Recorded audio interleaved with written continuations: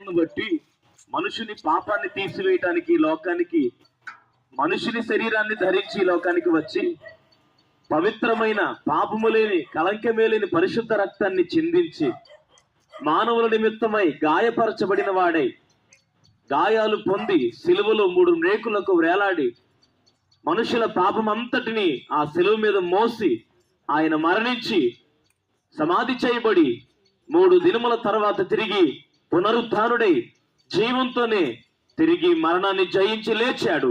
ఆ గొప్ప దేవుడు మాత్రమే నమ్మదగిన వాడుగా ఉన్నాడు. హల్లెలూయా, హల్లెలూయా. ఒక హైందవ నాయబ్రహ్మణ కులంలో పుట్టి